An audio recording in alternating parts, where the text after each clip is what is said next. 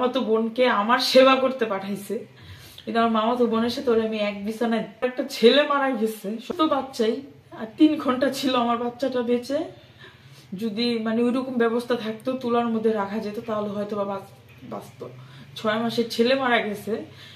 ও মারা যাওয়ার 37 দিন, রাতে 40 দিনও হয় নাই। মানে আমার মামাতো বোনকে আমার সেবা করতে পাঠাইছে, কিন্তু আমার মামাতো বোনের সাথে ওরা আমি এক বিছানায়। আমার হাজবেন্ড অনেকে আমাকে ফোন দিয়ে ফোর্স করে, বলে যে আপনি এগুলা কেন বলেন একটা মৃত মানুষের সম্পর্কে।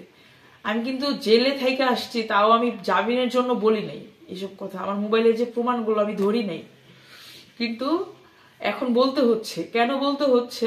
আমার এই যে এতিম 2টা বাচ্চা দেখতেছেন, আমার বাচ্চাগুলা খাবার পাইতেছে না। এই যে সকাল থেকে এখন পর্যন্ত কি কি খেয়েছে, একটু মানে খাবার পাইতেছে না আমার বাচ্চাগুলো। আমি থাকবো কোথায়? আমি ভাড়া দিয়ে যে থাকবো এত টাকা, সে এবিলিটি নেই। আমার বাবাটাকে আমার বৃদ্ধাশ্রমে রেখে আসতে। আমার বাবার শরীর প্রচুর খারাপ, 3বার স্ট্রোক করছে আমার বাবা। তো আমি আর যে নীরব ভাইয়ার ওইখানে গেছিলাম, তো কিছু মানুষ হেল্প করছে যাদের নাম নিতে না করছে। আর বাকি মানুষগুলাই, ভাই আপনাদের বলতে চাই, আপনাদের কি মা বোন নাই? আপনাদের কি মা বোন নাই? আপনাদের যদি মা বোন থাকে, ভাই আজকে আমার জায়গায় তো আপনার বোনও থাকতে পারতো। তো মানুষকে ফোন করে এরকম ভাবে হ্যারাসমেন্ট করবেন না। হেল্প করার হলে করবেন, না করার হলে জোর করে তো আপনার কাছ থেকে আমি আনতে পারবো না। আমি তো সাহায্য চাইতেছি আপনাদের কাছে আমার 2টা বাচ্চার জন্য। তো আমাকে এইখানেও আনা হয়েছে সাহায্যের কথা বলে, বিনা বিনা টাকায় পড়ালেখা। যে এই মাদ্রাসার মালিক হচ্ছে এখানে ভাড়া থাকে, তো সেও আমার সাথে হচ্ছে একটা খারাপ বিহেভ করছে। আমি বলতে চাচ্ছি না, হ্যাঁ। তো আমার বাচ্চাকে আমি ভর্তি করতে পারবো কি পারবো না জানি না, তবে আমার এক বোন 2000 টাকা দিছে, আরেক বোন 2000 টাকা এরকম ওদেরকে দিছে। ওদের শীতের কাপড় আর হচ্ছে দেখা যায় একটা ব্যাগ কিনছি ওর জন্য। মূলত এই শীতের কাপড় আর ব্যাগ নিয়েই লাগছে। ওরা চাইতে গেছে ওর কাকার কাছে, ওরগুলা হচ্ছে ওর হয় এখন, মানে ওর বাবা যা দিয়ে গেছে কিনে। তো এখন বলতে চাইতে গেছে, তো বলতেছে যে আমি কি তোদের বাপ হই? আমি কি তোদের বাপ হই? আমি তোদেরকে দিব? তখন আমার ছেলে বলছে যে আপনি আমার বাপ হবেন কেন?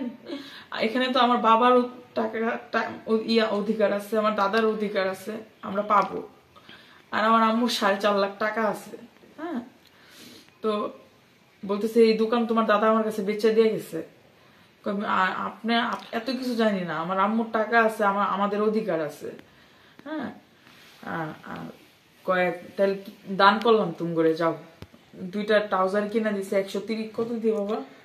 2টা ট্রাউজার কিনে দিছে 130 টাকা দিয়ে শুনছি, আর এক জোড়া স্যান্ডেল কিনে দিছে 90 টাকা দিয়ে।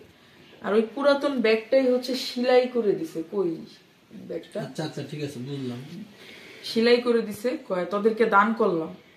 পরে আমার ছেলে বলতেছে দান করলাম কি শব্দ? মানুষ চাচা হিসাবেও তো দেয়, আপনি দান করলেন মানে? পরে এটার জন্য আমার বাবাকে পাঠাইছি ওদেরকে নিয়ে, যে 4.5 লাখ টাকার স্টাম্প সহ। আপনার বাবাকে? আমার বাবাকে। সে মানে করে মানে এক সাইড প্যারালাইজ, তো লাঠিতে ভর দিয়ে হাঁটে। তো এক পর্যায়ে আমার বাবাকে মারা হলো, মানে ধাক্কা মারা হয়েছে। কে মেরেছে? মারছে হচ্ছে পাশের আরেকটা দোকানদার, বাবার গায়েও হাত দেয়, নানান রকমের নেশা পানি করে। আমার হাজবেন্ড দেখতে পারতো না, আরিফ নামের, হ্যাঁ। তো চা দোকানদার আমার বাবাকে বলতেছে যে তোর মেয়ে তো একটা খানকি, তোর মেয়ে স্বামী মারা ফেলছে।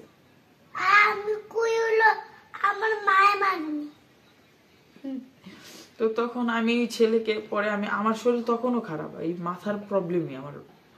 তো ওর বাবার এইগুলা নিয়ে একটু ডিপ্রেশনে থাকি বেশি।